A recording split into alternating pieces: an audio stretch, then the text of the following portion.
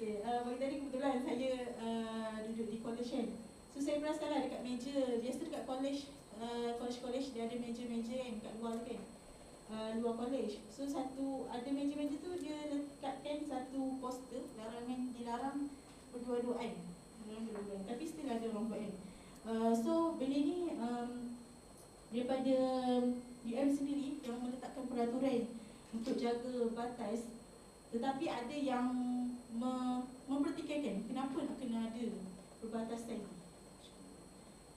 So itu yang berlaku di UM sendiri. Seterusnya kita masuklah kepada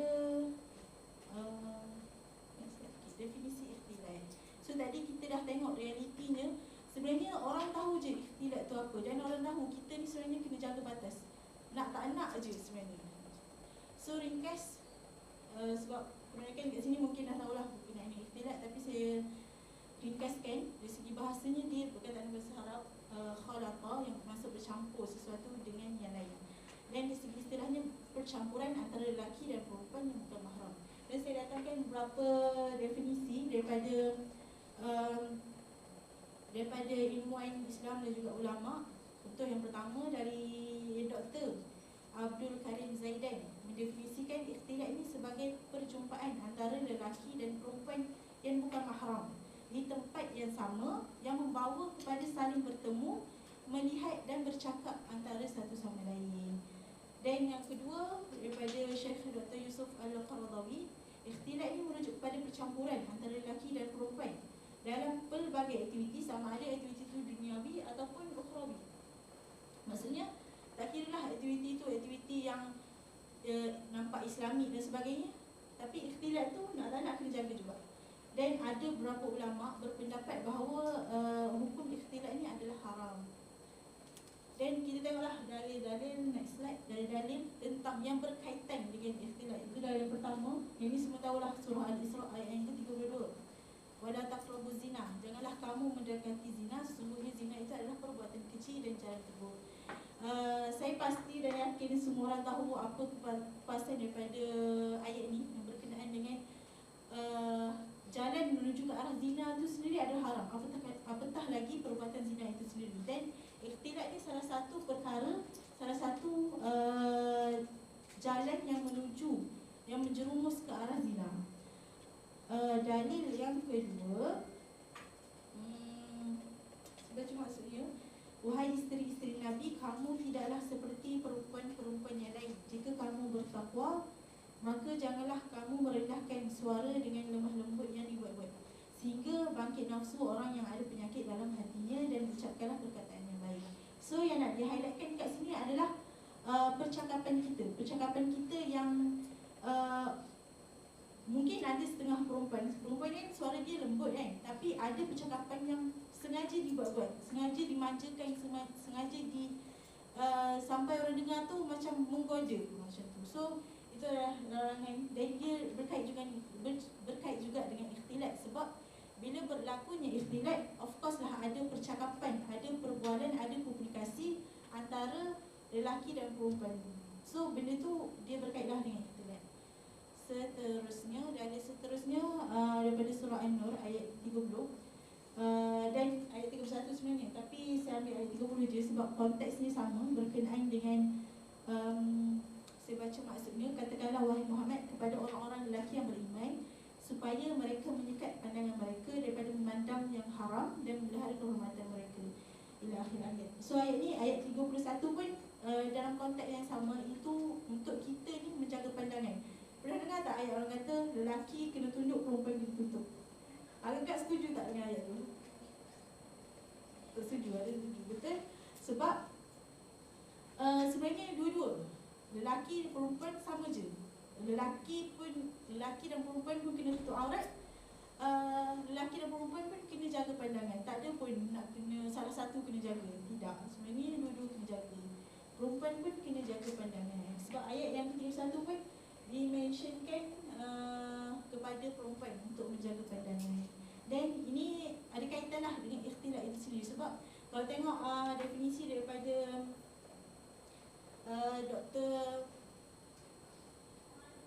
Dr. Karim, Dr. Abdul Karim Zaidan pun dia kata adanya pertemuan antara lelaki dan perempuan.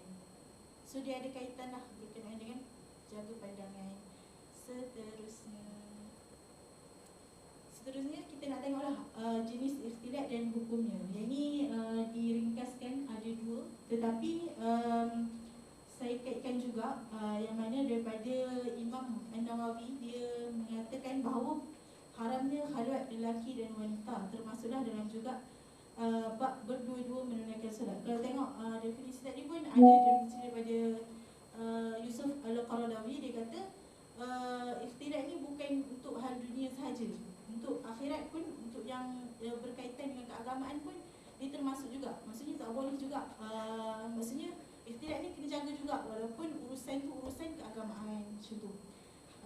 Dan so sini ada dua lah, ikhtilat ni untuk urusan darurat ataupun urusan keperluan. So kita tengok urusan daruratnya yang dimentionkan oleh Imam An-Nawawi adalah memang contoh lah, iaitu bila mana seorang lelaki ni dia terjumpa wanita ajnabi yang tersesat di jalanan, maka boleh menemaninya atas dasar keselamatan. Jadi urusan darurat bila nak berlakunya ikhtilat tu adalah atas dasar keselamatan, atas dasar nyawa dan sebagainya. So dibolehkan, maksudnya dibolehkan khalwat. Sebab khalwat ni kalau kita dalam ikhtilat, khalwat tidak dibolehkan. Tetapi kalaulah waktu tu terdesak, memang urusan darurat sebabkan nyawa ataupun keselamatan, dibolehkan untuk khalwat berdua-duaan. Macam tu. Okay, seterusnya urusan keperluan. Maksudnya urusan keperluan ni untuk harian kita lah, yang melibatkan muamalat sesama manusia. Contoh berkaitan dengan urusan jual beli. Mungkin penjual itu lelaki ataupun wanita yang memerlukan kita berurusan jual beli, ataupun urusan penyaksian, urusan kerja, politik, urusan perdagangan, urusan untuk ilmu, jihad, urusan melayani dan memuliakan tetamu yang hadir. Ini aktiviti seharian kita yang kita buat. Tetapi boleh, maksudnya kat sini dibolehkan untuk berikhtilat, tetapi ada batas-batasnya. So batas-batasnya di next slide, mana ni diletakkan. Saya ambil daripada Mufti Wilayah. Ditetapkan garis panduan penjagaan ikhtilat. Maksudnya kat sini ikhtilat tu boleh, campuran antara lelaki dan wanita tu boleh, tetapi kita perlulah patuhi garis panduan yang ditetapkan. Iaitu yang pertama adalah tidak berkhalwat, mana tidak berdua-duaan antara lelaki dan perempuan. Maksudnya seorang lelaki, seorang perempuan di tempat yang tertutup, sekiranya tak ada sebarang urusan yang terdesak ataupun urusan keperluan. Contoh tadi, urusan darurat tadi berdua-duaan sebab atas dasar keselamatan. Maksudnya benda tu terpaksa, so dibolehkan. Tetapi sebenarnya ikhtilat ni tidak boleh kalau tak ada pun urusan yang perlu. Contoh macam dating, urusan di tempat terbuka, tapi berdua-duaan. Walaupun di sini dimention di tempat tertutup, tapi walaupun di tempat terbuka sekalipun, sebenarnya benda tu tak manislah dipandang.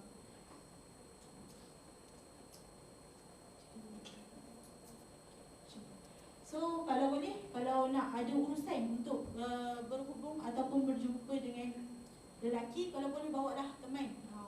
Teman yang orang kata bukan teman yang macam ikut je, tak. Kalau boleh bawalah teman tu yang boleh tegur kita, takut kita waktu kita berurusan tu ada perkara yang kita buat tu yang kita tak sedar. Yang kedua adalah menutup aurat. Saya bagi contoh, kalau kita order apa-apa kan, parcel ke apa, makanan ke apa kan, so ada delivery datang sampai depan pintu kat rumah tu kan.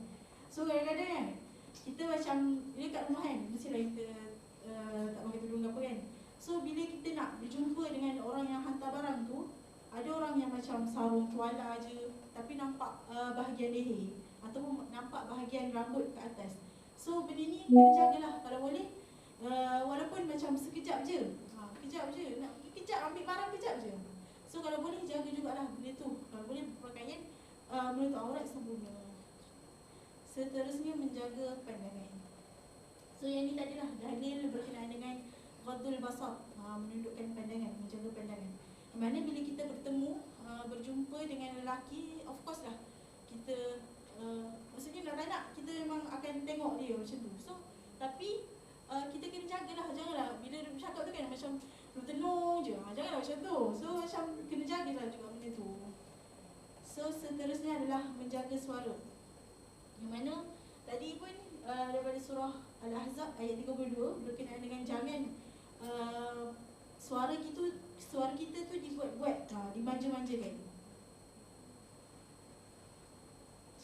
Dan sini pun ada mention sekali berkenaan dengan tidak menunjukkan reaksi dan lembut badan yang boleh menimbulkan syahwat. So benda ni kena macam profesional lah. Maksudnya bercakap tu, okay, settlekan urusan ni, okay, settle siap dah. So seterusnya tidak bersentuhan. Yang ni of course lah, walaupun berlapik sebenarnya, macam dia tepuk tampar, so macam elakkan. Itu antara garis panduan yang kita kena ikut. Maksudnya boleh ikhtilat, tapi ikutlah panduan-panduan yang telah ditetapkan. seterusnya. So macam mana? Tidak tadi bincang-bincang tadi adalah di dunia nyata, bila kita jumpa dengan perempuan. So macam mana dengan ikhtilat di alam maya? Sebenarnya ikhtilat di alam maya pun ada panduan-panduan yang kita kena ikut. Ini antara panduan yang ringkas ni adalah, yang pertama, kita kena tahu tujuan kita tu apa. Itu sama macam tadi lah, mungkin keperluan kerja ataupun urusan-urusan yang memerlukan kita berhubung dengan ajnabi. Seterusnya, penggunaan bahasa. Maksudnya waktu kita chat tu gunalah bahasa-bahasa yang sopan, yang tidak berlebih-lebihan. Dan juga biasa kan WhatsApp kan ada emoji kan. So emoji tu kalau boleh janganlah macam emoji love ke apa kan. So macam jagalah benda-benda. So yang biasa-biasa je, jangan lebih-lebih. Seterusnya masa, yang mana mungkin kita boleh elakkan masa-masa yang kurang sesuai. Contoh macam 1-2 pagi kan, waktu malam. So tengoklah masa yang sesuai. Dan kalau saya boleh cerita, saya ada dengar daripada Ustazah Asma Harun, dia kata kan dia ada urusan dengan lelaki. So Ustazah dia createkan satu grup. Grup tu Ustazah add juga suami dia. Maksudnya dia tidak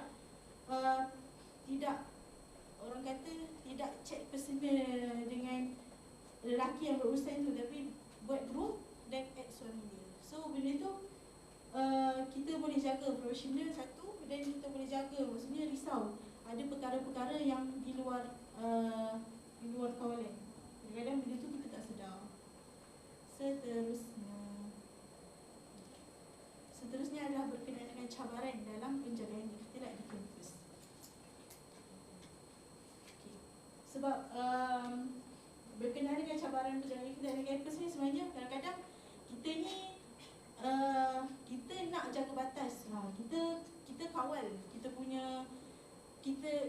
kita punya diri dan sebagainya. Tapi kadang-kadang ada perkara yang membuatkan kita susah nak jaga batas tu sendiri. Contoh, ni antara secara umumnya begini.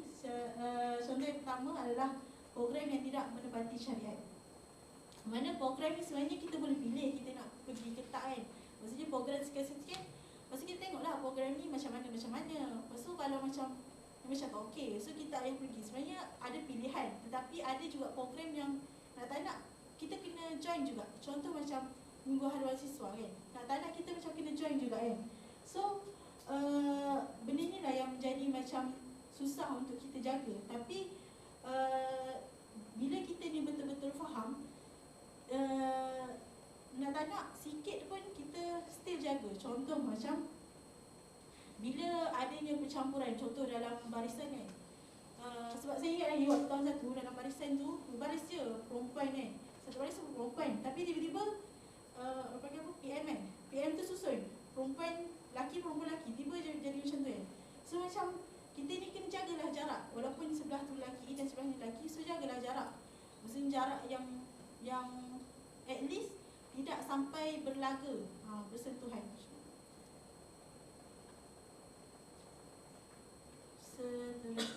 Seterusnya adalah bi'ah yang terlalu terbuka dan kurang pengawasan. Yang mana wakil kita di UM ni kan macam bukan orang kata liberal, tapi tak ada orang awas kita. Contoh kalau kita kat sekolah kan, mesti ada cikgu-cikgu kita. Kalau kita buat salah, mesti ada cikgu yang tegur kan, ataupun ada badan dakwah yang tegur kita. Tapi bila kita di UM, kita dah bebas, kita nak buat apa pun tak ada pun orang kawal kita. Tapi contoh daripada PMI UM sendiri pun ada letakkan garis panduan, tapi hanyalah garis panduan. So kita nak ikut, tak nak ikut, itu atas diri kita kan. So yang itulah yang bi'ah yang terbuka. Dan kenapa saya letakkan kurang pengawasan, sebab hari tu saya pernah tengok lah, waktu tu malam, tak sure lah pukul berapa, tapi lalu dekat kawasan Tasik kan ada pondok-pondok kan. Lepas tu nampak yang ada Pak Gad ni, Pak Gad Polisi Bantuan mungkin, yang dia tegur ada orang yang berdua-duaan. So ada pengawasan tapi kurang. Dia ada. So macam waktu malam adalah yang datang tegur kenapa berdua-duaan sebagainya. Tapi pada waktu siang, pada waktu yang terang-terang ni kan, mestilah macam tak terkawal benda tu. Contoh macam jogging lelaki dan perempuan. So kita kalau husnuzan mungkin tersekali, maksudnya tersama jalan kan, mungkin macam tu. Padahal memang dah niat keluar jogging dua-dua, contoh macam tu. Seterusnya adalah pengaruh kawan sekeliling. Yang ni orang kata bila kita di kampus ni kan, circle kita adalah bagaimana diri kita. Kita tak boleh cakap yang orang kata tak mencerminkan pun sebenarnya, tapi boleh kata sebahagiannya mencerminkan diri kita. Yang mana mungkin kalau contohlah kita ke api kan, mungkin ke api kebanyakan insyaAllah salih-salihah semuanya kan. So mungkin ada kawan yang memang jenis yang menjaga, yang bila kita bersama dengan dia pun kita risau, kita takut nak berikhtilat dan sebagainya. Tapi bila kita terbuka, mungkin kita di college ataupun kita mungkin kawan-kawan di fakulti lain kan, dia orang mungkin non-Muslim dan sebagainya. So bila tu satu cabaran lah mungkin buat dia, satu cabaran buat dia untuk jaga ikhtilat. Tapi jadi macam tu lah, kawan kita tu, sekeliling kita tu, dia yang mempengaruhi kita. Sebab kadang-kadang ada orang yang jenis senang terpengaruh kan. Contoh bagi contoh nak ajak keluar dengan kawan perempuan, kita ajak keluar dengan kawan perempuan. Lepas tu tiba-tiba kawan perempuan ni ajak kawan lelaki dia, kita tak tahu kan. Contohnya macam tu, kita tak tahu kan. So dah kat situ pun dah berlaku ikhtilat. Sebab tu lah, kalau nak pilih kawan kat kampus terutamanya, pilihlah kawan yang baik. Yang terakhir adalah keperluan kerja berkumpulan. Yang ni biasalah macam guru assignment kan. Mungkin kadang-kadang tu guru assignment tu lecturer tetapkan, tapi ada setengah tu macam kita boleh pilih kan. Dan biasa orang kata dalam guru assignment ni nak ada balance, maksudnya lelaki dan perempuan. Sebab kadang-kadang lelaki ni pendapat dia sekian-sekian, perempuan pendapat dia sekian-sekian. So macam boleh membantu macam tu. So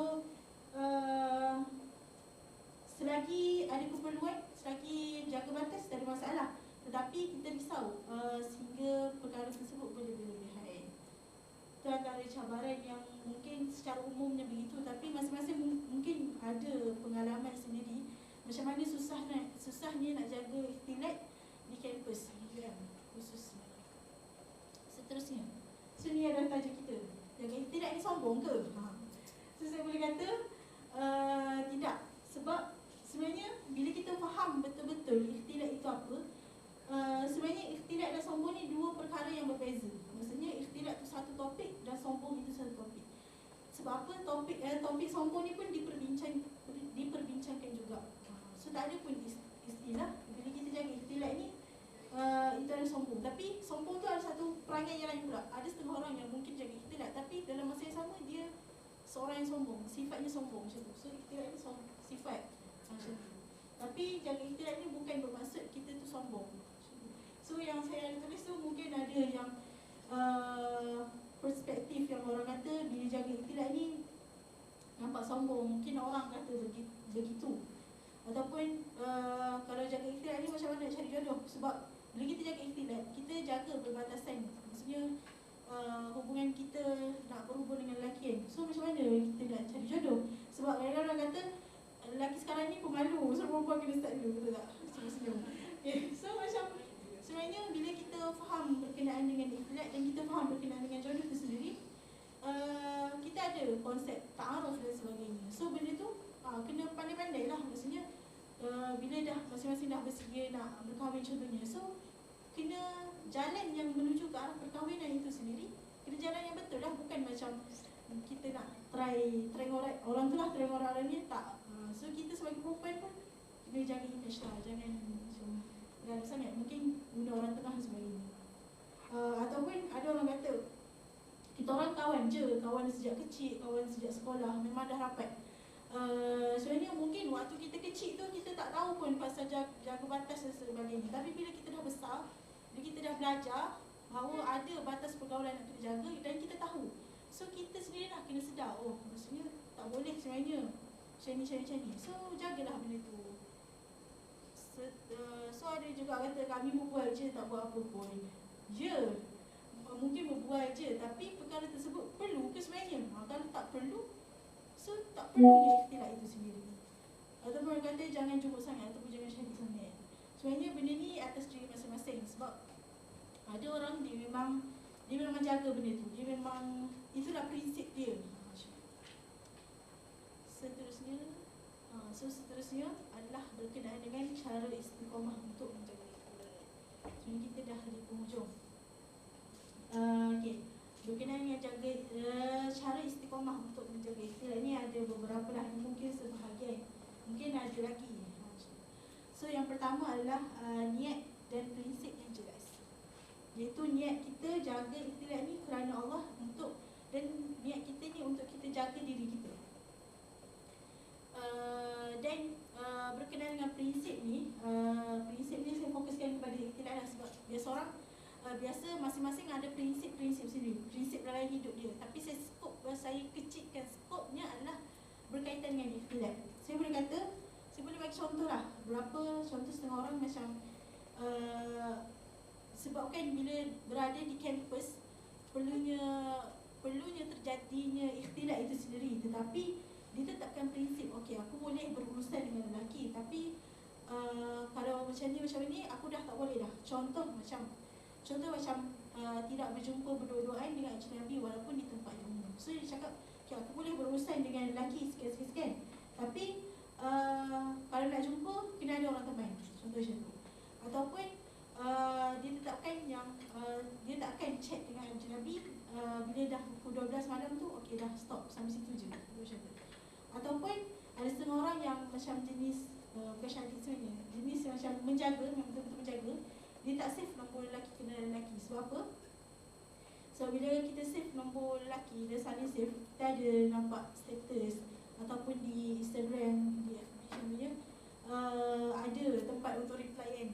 So daripada situ, bila contoh kita up something, so ada orang yang rasa macam, wah aku nak reply. So contoh, kalau kita tak save nombor lelaki, tak adalah benda tu berlaku, tak adanya chatting tu berlaku macam tu.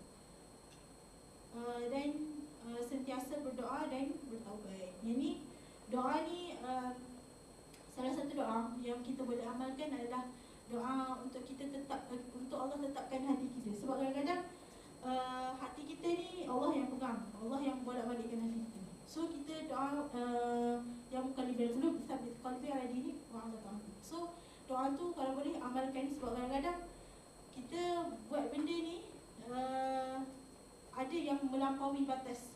So doa ni yang macam biasanya macam bila dah contoh lah, bila dah seharian ni kan, lepas tu biasa bila lepas solat macam macam aku buat macam ni. So doa tu membuatkan kita kembali balik, kita sedar balik, ada perkara yang aku buat salah, dan sentiasa bertaubat. Yang kedua adalah faham dan jelas dengan batas pergaulan.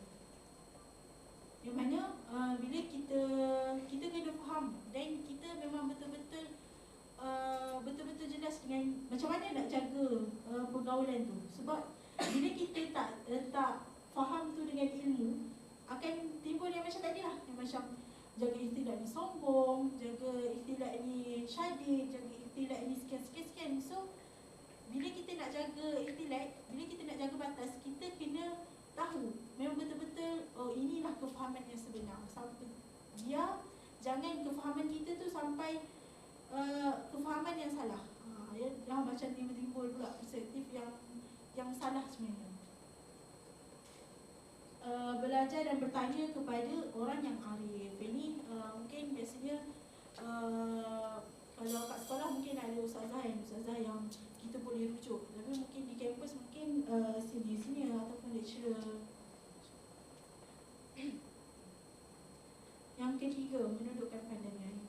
Sebab bila kita berikhtilat, inilah yang perkara yang berlaku, ataupun sebelum berlakunya ikhtilat itu sendiri, dia datang daripada pandangan. Sebab ada yang kata pandangan ni adalah yang pertama. Maksudnya kita tengok, contoh kita tengok orang tu, contohlah, kita tengok orang tu terasa macam nak cuba borak lah, dengan orang yang sekian. Padahal kalau kita jaga pandangan, benda tu tak akan berlaku. Seterusnya yang keempat, circle yang baik. Macam tadi berkenaan dengan cabaran kawan kan. So yang ni cara untuk kita istiqamah adalah kita cari circle yang baik, kawan-kawan yang baik. Yang mana yang macam saya cakap tadi, circle kita tu mungkin bukan 100% mencerminkan diri kita, tapi sebahagiannya ada juga mencerminkan diri kita. Dan kalau kita circle kita ni circle yang baik, mungkin kawan-kawan kita tu akan tegur kita kalau kita buat salah. Sebab kadang-kadang orang kata bila berkawan kan, bila kawan buat salah, kita macam takut nak tegur kan, macam takut terasa sebagainya. So cuba check balik, adakah kita kawan tu kerana Allah atau tidak. Sebab kalau kita kawan dengan dia kerana Allah, bila dia buat salah, kita akan tegur dia. Sebab kalau kita betul-betul berkawan dengan Allah, berkawan dengan dia kerana Allah, contoh kan, orang kata ukhuwah fillah kan, tiljannah dan sebagainya. So takkanlah kawan buat salah, perkara tersebut memang perkara muka. So kawan buat salah, kita takut nak tegur. Padahal perbuatan tu mungkin boleh berjerumus ke neraka, auzubillah. Tapi itu kata, cuba cek balik. Kalau kita berkawan ni kan, kalau kita takut nak tegur tu, betul ke kita berkawan ni kerana Allah? So kalau boleh kawan kita tu, biarlah kita rasa macam aku takut nak tegur, takut dia terasa. Tapi tegur je. Sebab kadang-kadang mungkin sebab orang kata memang first kita tegur tu of course lah terasa, sebab dah buat salah kan, mesti terasa kan. Sebab orang perasan yang kita buat salah dan orang tegur bahawa kadang-kadang benda yang kita buat tu kita dah tahu salah, tapi kita perlukan orang juga untuk tegur kita. Sebab kadang kita berada bila kita dah buat salah ataupun kita berada dalam satu merasai seolah-olah kemanisan maksiat itu sendiri, kita dah tak rasa benda tu salah. So sebab tu kita perlukan orang yang tegur kita, cakap salah kau buat macam tu. Dan kawan kita tu kawan yang sama-sama melakukan kebaikan dan juga menghindari kemungkaran dan maksiat. So benda ni bila kita berada dalam circle yang baik, circle yang solehah, mungkin kita bukanlah orang yang baik, tapi bila circle kita circle yang baik, orang kata terpercik juga kebaikan kawan kita tu. So benda ni sebenarnya sangat penting. Dan memang kalau boleh, bila kita berada di kampus ni, mungkin ada setengah orang yang macam jenis suka seorang-seorang. Macam saya suka seorang-seorang, walaupun kawan saya ramai. Kawan saya ramai. Tapi saya kalau bergerak ke mana-mana, saya suka seorang-seorang. Tapi tak nak, saya memerlukan juga orang di sekeliling untuk mungkin ada perkara-perkara yang memang memerlukan orang sekeliling kita. Seterusnya, sibukkan diri dengan perkara yang bermanfaat. Melibatkan diri dengan perkara yang bermanfaat, contoh program ilmiah dan majlis ilmu. Sebab bila kita tak penuhi hari-hari kita ni dengan benda bermanfaat, kita akan hari kita ni buat apa? Contoh macam scroll TikTok, kita dah tak ada buat apa kan, boring kan. So mungkin tidur dan sebagainya. So sebab itulah perlunya kita ni penuhkan masa-masa kita ni dengan benda-benda yang berfaedah. Biar kita sibuk dengan perkara yang memberi manfaat dan memberi manfaat kepada diri kita dan juga orang lain. Jangan kita sibuk dengan perkara-perkara yang tak bagi apa-apa maksud, bagi apa-apa makna pun kepada kita. Terus ini jaga amalan harian dan banyakkan ibadah dan juga dekatkan diri kepada Allah. Jadi memang perlulah untuk jaga amalan harian kita.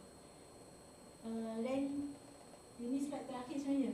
So mungkin saya rasa ringkasnya, mungkin sebelum soal jawab mungkin ada soal lain.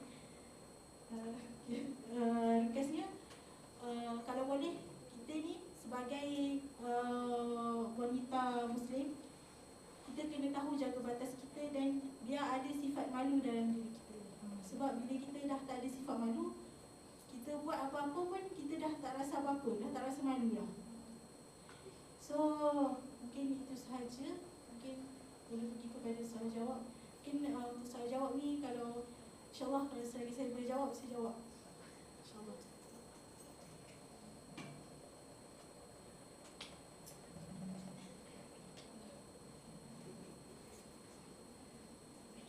Bismillahirrahmanirrahim. Perlu berdiri tu.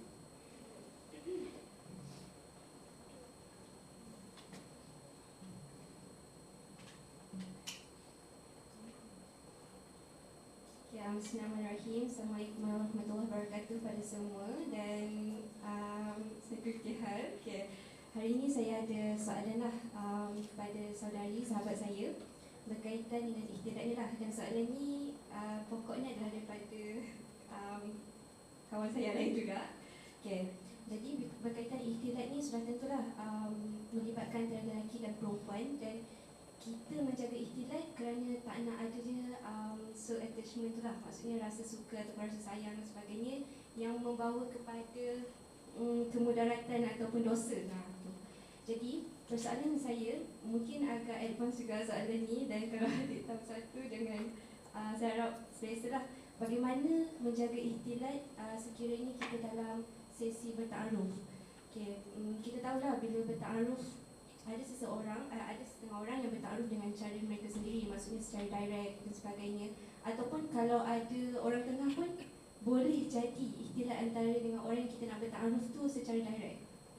Sebab syaitan ni dia akan membisik lah apa-apa tindakan ataupun yalah, secara umumnya bila orang yang kita suka ni kita lebih nak terus direct lah dengan orang tu, maksudnya keinginan tu lebih kuat lah macam tu.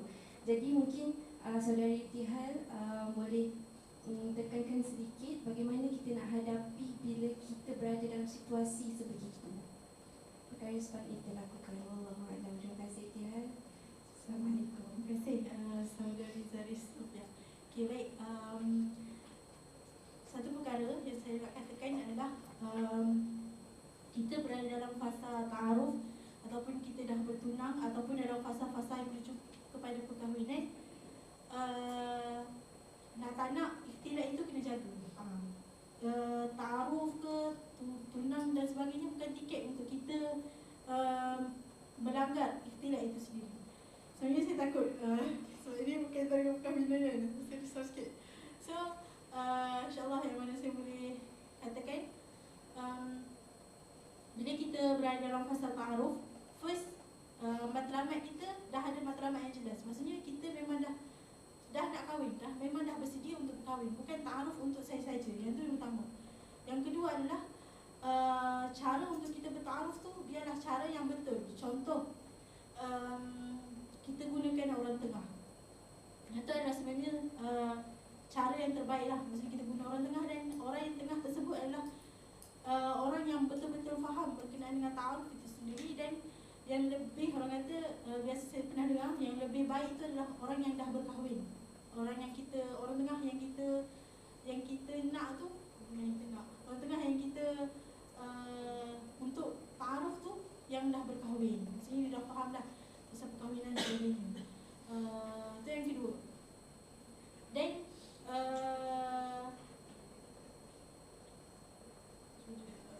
dan yang lainnya, bila kita dalam fasa ta'aruf, bukan tiket untuk kita keluar berdua-dua. Sebab bila dalam ta'aruf kan, mungkin kita akan ada pertemuan untuk perbincangan tentang hal-hal perkahwinan dan sebagainya tu lah. So bila ada pertemuan tersebut, pertemuan tu mestilah kena ada orang ketiga, kena ada orang teman, supaya yang ketiga tu bukanlah syaitan. Yang ketiga tu adalah manusia yang bila waktu kita perbincangan dan sebagainya, kita risau. Sebab biasa perempuan ni kan, dia susah nak kawal gelak yang lebih sebagainya. So bila ada orang ketiga, at least dia boleh tegur lah bila kita salah. Maksudnya terlalu berlebih-lebihan. Dan mungkin ada setengah yang macam saya boleh cerita lah dengan satu keluarga juga, keluarga terdekat, yang mana mereka ini bertemu melalui aplikasi yang mencari jodoh. Sikit kan aplikasi tu Baitul Muslim, mungkin saya tak pasti, tapi aplikasi yang mencari jodoh lah. Tapi bila mana dia dah tetapkan prinsip dia, aku memang nak cari jodoh untuk nak kahwin, bukan untuk main-main. So bila dia, contohlah, saya tak pasti aplikasi tu macam mana kan, tapi bila dia dah dapat orang sekian-sekian kan, orang yang macam mungkin boleh InsyaAllah boleh dengan orang sekian-sekian kan. So dia dah stop kontak melalui aplikasi tu, dan dia kontak WhatsApp, mungkin macam tu lah, yang lebih senang untuk berhubungan. So pertemuannya singkat. Maksudnya pertemuan yang singkat daripada fasa ta'aruf ke fasa merisik, bertunang dan berkahwin tu adalah satu tempoh yang singkat, sebab dia dah ada matlamat yang jelas. Dan menuju ke arah perkahwinan tu dengan perkara-perkara yang baik lah, dan tak melampaui batas. So kalau boleh, bila mana mungkin kadang-kadang perempuan yang lebih macam berkenan dekat orang lelaki sekian-sekian kan. So gunakanlah orang tengah yang mungkin lebih dewasa daripada kita dan dah berkahwin dan sebagainya untuk orang tengah tersebut. Mungkin first tu tanya dulu lelaki tu dah berpunya dan sebagainya macam tu. So bila dah macam okey, tak ada siapa-siapa dan sebagainya, so mungkin boleh pergi ke fasa seterusnya, fasa ta'aruf, dan untuk kita kenal adakah orang yang kita pilih ni betul-betul tepat ataupun orang kata macam mana orang yang kita pilih ni memang menepati ciri-ciri yang kita nak, yang sesuai, yang orang kata sepadan dan sebagainya. Dan dalam fasa-fasa tu kita perlu ingat untuk kita menjaga ikhtilat. Jadi memang kalau boleh tetapkanlah sepanjang proses tersebut adanya orang ketiga. Menjawab ke? Ada soalan lain ke?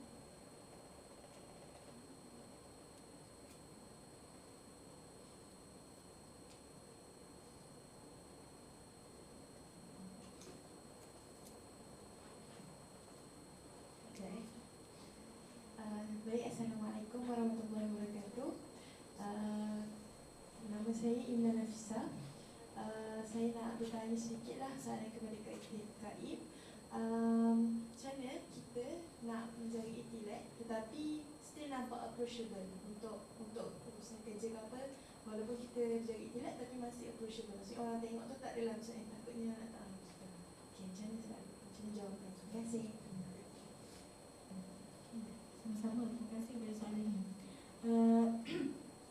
Bila Ina sebut pasal takut untuk didekati, sebenarnya waktu sebab saya mantan PMA kan, waktu saya jadi esko dulu, esko lelaki ni cakap macam ni dekat saya. Dia kata waktu dia cakap takutlah nak tegur Ibtihal sebab nampak macam menjaga sebagainya, cakap macam tu. Dan saya kata sebab bila kita dalam persatuan ni, satu perkara yang dititik beratkan, contoh dalam PMA sendiri pun, apa yang dititik beratkan adalah berkenaan dengan ukhuwah itu sendiri. Ukhuwah sesama perempuan, yang esko perempuan, dan ukhuwah sesama keseluruhannya. Jadi saya teringat satu kata-kata daripada, saya pernah join IPOK lah, satu IPOK di mana akak ni dia kata dalam berukhuwah dengan lelaki dan wanita ni ada satu titik, yang mana titik ni kita kena berjaga-jaga, itu titik ikhtilat itu sendiri. So yang pertamanya, kita boleh berkawan dengan lelaki atas dasar kerja dan sebagainya, macam Ina cakap atas dasar kerja tadi kan. Tapi ada perkara yang kita kena jaga, itu ikhtilat itu sendiri.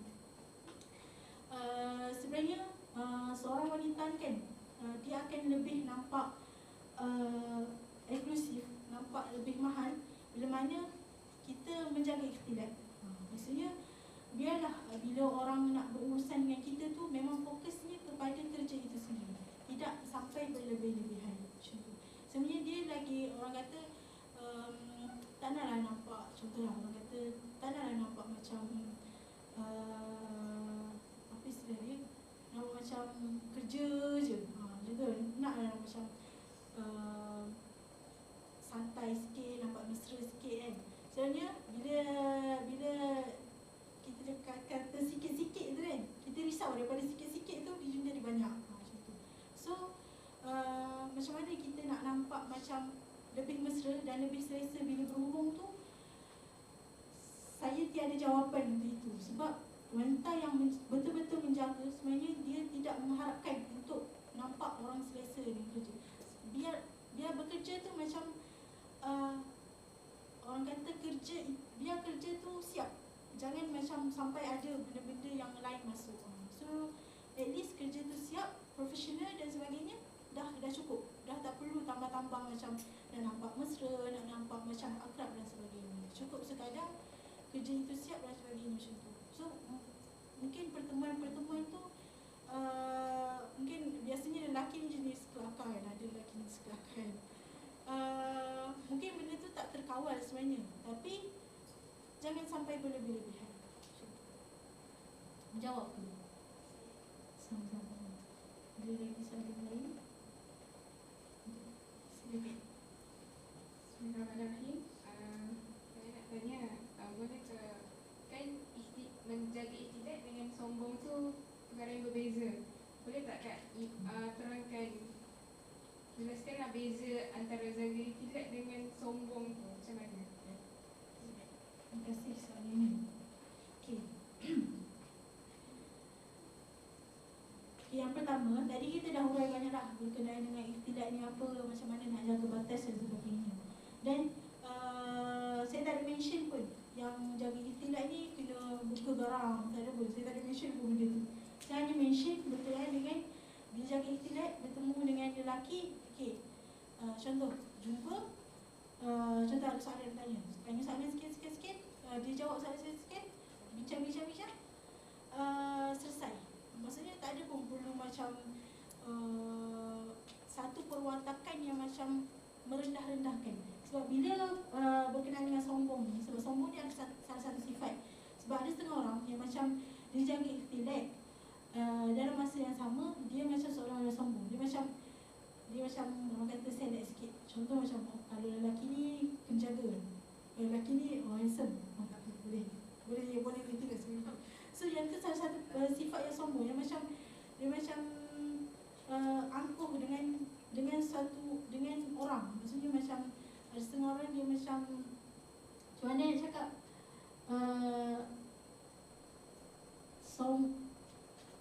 sebab satu macam ni, satu dia jaga ikhtilat, dia memang betul-betul menjaga ikhtilat. Ada orang yang salah faham yang buatkan ikhtilat tu dia bercampur dengan sifat sombong tu tadi.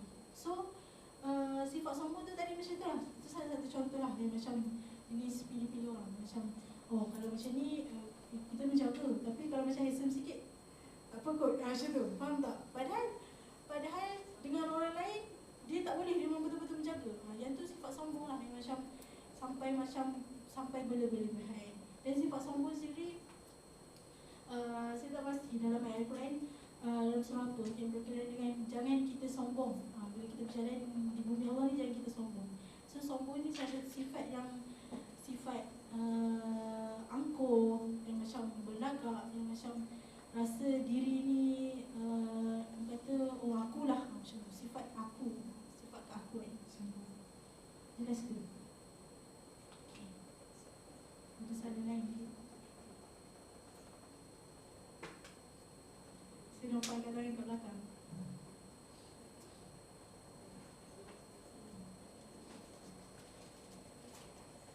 Bismillah. Dalam menjaga iktihal, Bukan. Saya jangan tu lain. dalam menjaga ikhtilat, adakah dalam satu meeting tu dia kena tundukkan pandangan kan? Adakah dia sentiasa kena tundukkan pandangan, tak tengok lelaki bila lelaki tu membentang ke depan? Macam mana cara menjaga pandangan waktu tu? Okay, baik. Terima kasih atas soalan ini. Ini adalah satu perkara. Terima kasih sebab soalan ni membuatkan saya nak cerita berkenaan dengan macam mana nak jaga dalam satu mesyuarat tu, macam mana nak mengawal situasi bila adanya perempuan dan juga lelaki. Yang pertama adalah tempat duduk, yang mana bila kita meeting, biasanya ada setengah yang macam menghadap, maksudnya lelaki, perempuan semua hadap ke depan. So tak adanya pertemuan mata saling memandang. Tapi ada setengah meja yang macam meja bulat ataupun meja yang jenis macam melengkung macam tu, yang membuatkan ada seat duduk yang boleh menghadap lelaki dan perempuan kan.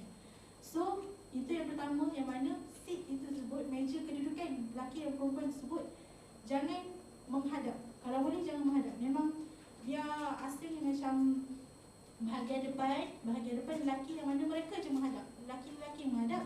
Dan untuk perempuan pun, perempuan je saling menghadap sesama mereka. Yang tu pertama. Sebab bila kita menghadap kan, mesti kadang-kadang tu kita angkat kepala kita, bila kita pandang ke depan, kalau dah menghadap, dah satu jadi pandangan mata dan sebagainya. Yang tu yang pertama lah, berkenaan dengan kedudukan bila mesyuarat. Ini pun kena tekankan juga. Sebab orang macam bila dalam satu mesyuarat dia macam satu line lelaki, satu line perempuan, tapi benda tu menghadap. Dan yang kedua, bila mana orang bercakap dan sebagainya, dalam adab berkomunikasi ni, nak tak nak kita kena tengok, pandang orang yang bercakap. Tetapi jangan pandang secara berlebihan.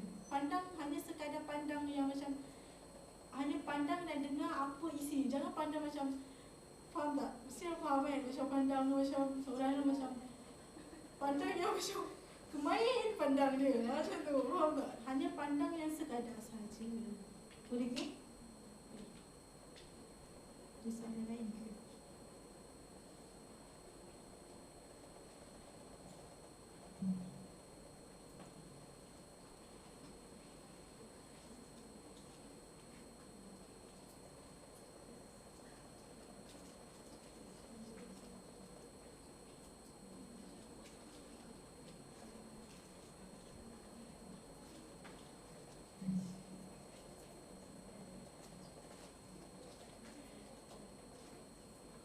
Okay, kalau dah tak ada soalan, mungkin saya pergi kepada kesimpulan dan penutup. Jadi, Alhamdulillah lah. Sekejap, suara macam dah serak-serak. Dan Alhamdulillah untuk perkongsian pada hari ini, saya bukanlah nak berkongsi sangat apa sebenarnya. Saya lebih kepada nak share apa yang saya tahu sebab saya ada terima satu ayat yang macam nak dakwah kepada fakulti lain, tapi apinya macam mana? Api ada setengah orang mahasiswa sendiri ada yang masih mungkin di api menutup aurat, pakai tudung labur, pakai saking sebagainya. Luar api macam mana? Dan macam mana batas pergaulan di api kita sendiri, di fakulti kita sendiri? Sebab mungkin ada di pihak PME PIUM yang meletakkan garis panduan sekian-sekian. Contoh dekat relax, saya tak pasti dekat relax ada lagi kat level dekat meja yang meja muslim saya tak pasti masih ada. Tapi adakah benda tu orang ikut ataupun tidak? Sebab ada setengah tu macam buat study group kat relax kan, tapi still ada macam semeja berhadapan sebagainya. So benda ni walaupun nampak batas pergaulan, ikhtilat ni satu perkara yang kecil, sebenarnya dia adalah satu perkara yang besar. Satu titik yang kecil, ikhtilat itu adalah satu titik kecil yang bawa yang saya tak nampak sini, yang menuju ke arah perkara yang lebih memudahkan lain. Sebab ikhtilat ni salah satu jalan yang menuju ke arah zina. Dia macam mula-mula sikit je, tapi lama-lama bila dah rasa selesa kemanisan maksiat itu sendiri, kita tak sedar dah tiba-tiba dah dating, dah keluar berdua-duaan dan sebagainya. So daripada yang kecil dah kena jaga supaya tak membuahkan, supaya tak meleret kepada benda yang besar. So mungkin orang kata di api ni sendiri, so masing-masing kebanyakannya daripada sekolah agama kan. So waktu di sekolah mungkin kita dah jaga, tapi saya boleh kata pengalaman saya lah, bila setengah yang sekolahnya, waktu sekolah dulu lah, waktu sekolah perempuan saja, waktu sekolah lelaki saja, sebenarnya mereka ni kurang, maksudnya tak berada dalam realiti bercampurnya lelaki dan perempuan, betul tak? Mesti tak pernah rasa macam mana nak kena berhubung dengan lelaki dan perempuan kan. So yang setengah sekolah yang memang dah memang sekolah yang bercampur lelaki dan perempuan, dah tahu jaga batas pergaulan lelaki dan perempuan. So mungkin satu culture yang baru kepada yang muslimat yang sekolah dulu, sekolah yang perempuan saja, tapi bila masuk di dalam kampus ni kena bercampur dengan lelaki perempuan. So mungkin kalian tahu okey jaga batas macam ni. Tapi bila berdepan dengan realitinya, padahal benda tu dah melampaui batas dah sebenarnya. Benda tu kadang-kadang tak sedar pun dah melampaui batas. Sampai kita rasa macam sikit je ni. Macam tu. Sampai kita rasa kadang-kadang bila kita amalkan Islam kan, kita tahu okey amalkan Islam kena tutup aurat, kena solat dan sebagainya. Tapi bila datangnya benda-benda yang kita rasa salah sebenarnya, tapi kita seolah macam tak apa, sikit je ni. Macam kita tahu, contoh yang sekarang memang orang macam bagi perbezaan. Contoh, orang tahu babi itu haram, orang tahu tak boleh sentuh dan sebagainya, tak boleh makan dan sebagainya. Dan semua orang memang akan elak, walaupun macam tersalah makan dan sebagainya. Macam orang macam, ish, aku dah ni kan, tapi macam dah gelabah sebenarnya. Tapi dalam tak sedar, kalau macam ada perkara-perkara yang tetap juga salah, tetap juga haram, tapi still buat macam seolah-olah dia membenarkan perkara yang dia rasa dia suka, walaupun benda tu salah, dia membenarkan. Dia macam seolah-olah macam melonggarkan. Dia macam kita mengamalkan Islam tu hanya sebahagian saja. Padahal Islam tu kita kena amalkan keseluruhannya. Jadi ikhtilat tu walaupun dia sukar, ada cabaran-cabaran untuk kita jaga. Dan kadang-kadang tu disebabkan pengaruh kawan yang macam kadang-kadang ajak pergi dengan group mate dan sebagainya. Sebab saya sendiri pun melalui benda tu yang macam sebab kadang kita berkawan kan, kita risau orang kata macam pandangan orang kepada kita macam terlalu menjaga dan sebagainya. Tapi sebab tu kata kita perlu cari kawan-kawan yang baik dan letakkan satu prinsip dekat dalam diri kita yang mana mungkin ada batas pergaulan, aku terpaksa buat sekian, tapi ada benda yang memang aku tak nak buat. Macam tu. Contoh yang saya sendiri yang saya letakkan, mungkin ada, sebab sebelum ni saya persatuan kan, berada dalam persatuan yang perlunya berhubung dengan lelaki yang perempuan. So antara yang saya letakkan adalah saya takkan berdua-duaan dengan lelaki tersebut untuk perbincangan kerja, melainkan ada kawan teman walaupun di tempat yang terbuka. Yang tu salah satu lah.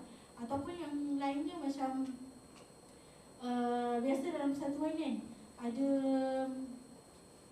persatuan kawan lelaki nak hantar balik ni kereta. Lepas tu dia macam bagi ayat macam contoh, alah anggap je macam Grab, anggap je macam sapu dan sebagainya. Tapi kalau saya sendiri, saya tak selesa. Walaupun dia suruh anggap begitu, tapi kita sendiri rasa macam tak selesa.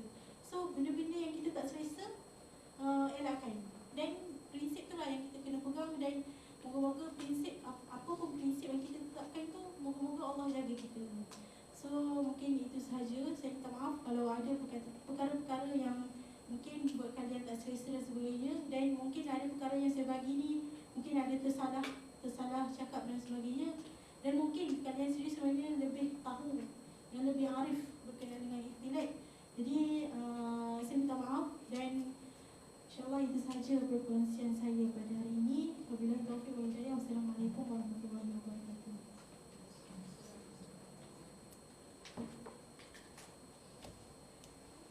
Jazakillahu khairal jazak kepada saudari Ibtihal binti Mamat atas perkongsian ilmu yang sangat bernilai dan bermanfaat sebentar tadi. Sekali lagi, majlis merakamkan jutaan terima kasih kepada saudari Ibtihal binti Mamat atas kesudian memberikan perkongsian yang cukup padat dengan ilmu dan informasi sepanjang pengisian yang berlangsung sebentar tadi. Sedikit kesimpulan daripada program kita hari ini. Apa yang dapat disimpulkan adalah jaga ikhtilat bukanlah sombong, tetapi ia mencerminkan tingginya harga seorang wanita. Sebaik-baik perhiasan di dunia adalah adanya wanita solehah. Semoga dengan pengisian sebentar tadi, kita semua lebih mendalami tajuk penyampaian pada hari ini dan dapat mengaplikasikan pengetahuan yang diterima dalam kehidupan seharian. Dengan ini, majlis menjemput Engku Nelly, pengarah program Jilsa Azhara 2.0 untuk menyampaikan cenderahati sebagai tanda penghargaan kepada penceramah kita pada hari ini.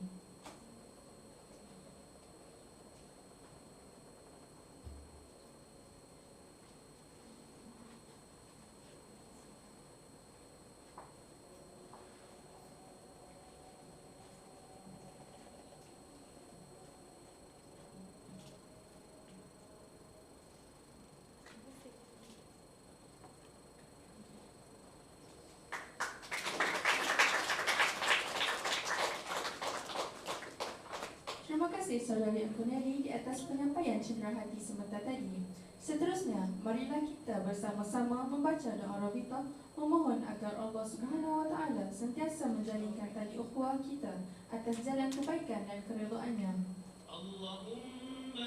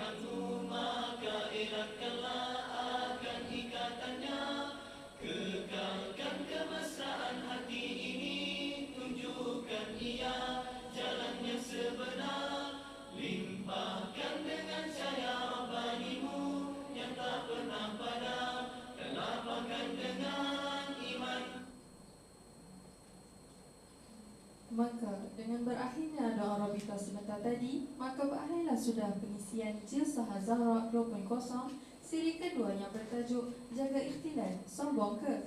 Anjuran Esko Ehwal Wanita PMA PIUM. Bunga dedap di atas para anak dusun pasang pelita. Kalau tersilap tutur bicara, jemari disusun maaf dipinta. Di kesempatan ini, saya mewakili Urus Setia bagi program pada hari ini memohon maaf andai ada tersilap kata, tersalah budi bicara sepanjang kami mengendalikan majlis dari awal program hingga ke saat ini.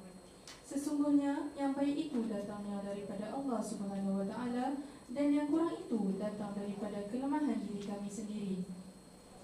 Jadi, kalian boleh nantikan hebahan program kami dari semasa ke semasa.